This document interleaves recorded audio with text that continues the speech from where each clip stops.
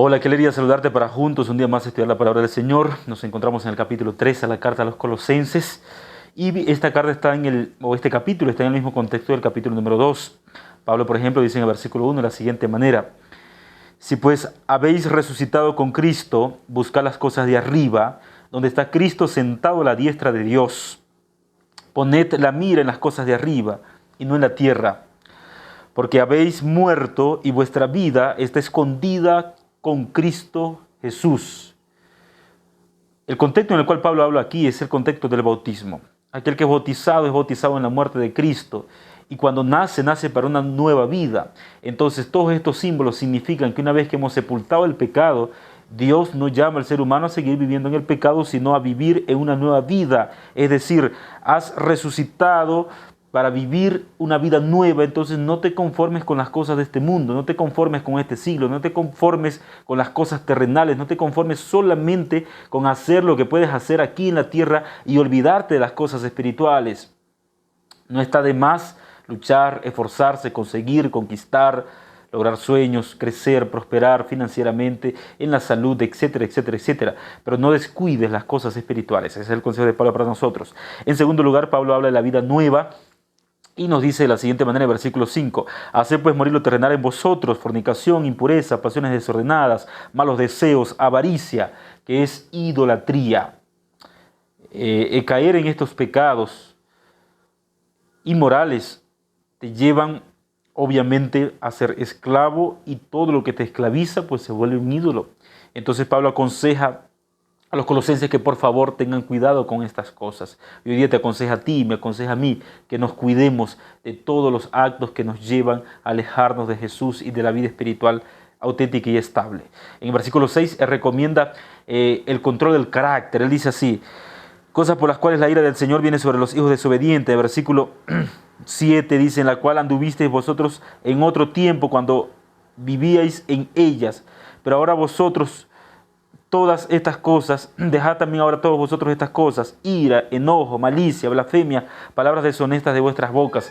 Estas palabras, groserías, palabras deshonestas, palabras falsas, mentiras, falacias, engañar, no debían de encontrarse ni deben de encontrarse ahora en la vida de los cristianos. Deberían ser extirpadas, colocadas a un lado, sacadas, para que el cristiano pudiera vivir un cristianismo auténtico. La ira, el enojo, la malicia, las blasfemias y las palabras deshonestas. Por otra parte, Pablo dice lo siguiente: no mintáis los unos a los otros, habiéndonos despojados del viejo hombre con sus hechos. Hay mucha gente sincera, guerrera, poderosa, predicadora, aparentemente eficientes siervos de Dios, que tristemente no gozarán de la vida eterna, porque han hecho el hábito de mentir como algo normal. Y cuando nosotros normalizamos algo y no lo calificamos como pecado, lo que no se califica como pecado, no se pide perdón por ello, y al no pedir perdón por ello, no te arrepientes de ello, y al no arrepentirte de ello, automáticamente se vuelve un hábito o una rutina pecaminosa que nos podría hacer perder la vida eterna si no nos arrepentimos de esas actividades o de esos pecados. Entonces hay que tener cuidado, nosotros los creyentes, de vivir una vida aparentemente bien, fallando en los detalles pequeños, cuando para el Señor sí es importante los detalles pequeños. Por otra parte, Pablo recomienda: revestidos del nuevo hombre, el cual conforme a la imagen del que lo creó se va renovando hasta el conocimiento pleno de Dios, donde no hay griego, ni judío, ni circuncisión, ni incircuncisión, bárbaro ni excita, siervo ni libre, sino que Cristo es el todo y en todo. Esta recomendación se encuentra en el versículo 10. Y estas palabras Pablo las da a entender para que los creyentes entendiesen, o las explica dándole a entender al creyente que en Cristo el ser humano es totalmente libre.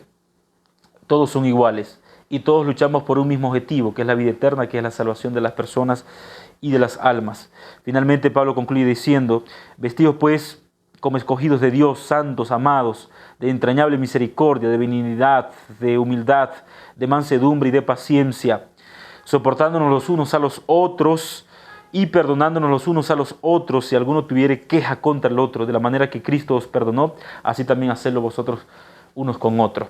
Así como Cristo nos perdona, entonces ahora Pablo presenta que el Evangelio de Jesús, el cristiano debe de perdonar también al creyente o a su prójimo.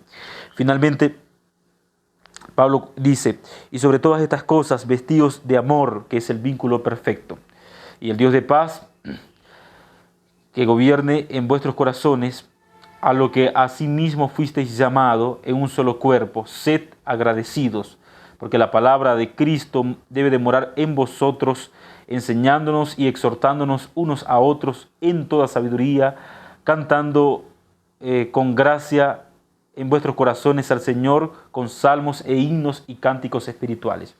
Los pensamientos del creyente debían ser direccionados a Dios para que el fruto del Espíritu pudiera nacer en sus corazones y ellos pudieran dirigirse unos a otros con cantos, con alegría, con acción de gracia. Los gritos, los pleitos, las iras, las disensiones no forman parte del árbol cristiano, no deberían de morar en los hogares cristianos, no deben de estar en una casa de personas creyentes, deben ser quitados por completo porque el nuevo hombre debe de nacer y debe de vivir y debe de morar finalmente en ellos para siempre. Por último, Pablo recomienda los deberes de la vida conyugal.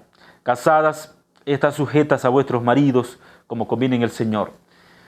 Pablo recomienda a las esposas pues respetar a sus maridos y recomienda a los maridos amad a vuestras mujeres y no seáis ásperos con ellas. La mujer por naturaleza es sensible, recomienda entonces para el varón cuidar sus palabras para no ser áspero con la mujer y recomienda a la mujer respetar a su esposo. Y finalmente, Pablo concluye diciendo, todo lo que hagáis, hacedlo de corazón como para el Señor y no para los hombres, sabiendo que del Señor recibiste la recompensa de la herencia, porque a Cristo el Señor servís. Esto lo dice en el contexto de la importancia de que los amos, de que los siervos respeten a sus amos, haciendo un trabajo eficiente en lo que haces, como para Dios, dice él, y no como para los hombres. En otras palabras, entonces las Escrituras nos recomiendan que las cosas y las actividades cotidianas que hacemos en este mundo también representan para bien o para mal a un creyente. Si usted es un trabajador eficiente, pues representa muy bien a su Señor Jesucristo. Y si es un trabajador deficiente, también da un mal ejemplo de la verdad. Daniel, por ejemplo, fue un hombre eficiente en lo que hacía. José fue un hombre eficiente en lo que hacía. Todos los siervos del Señor que tuvieron éxito fueron eficientes en lo que hacía y lo hicieron de manera correcta muchas veces cuando el mundo estaba en su contra y cuando eran injustos con ellos mismos. Ellos decidieron hacer su trabajo con fidelidad.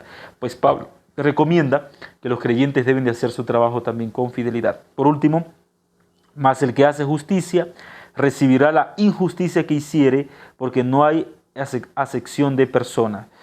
Ese Dios que hace justicia recibirá la injusticia que hiciere. Dios se encargará de hacer justicia.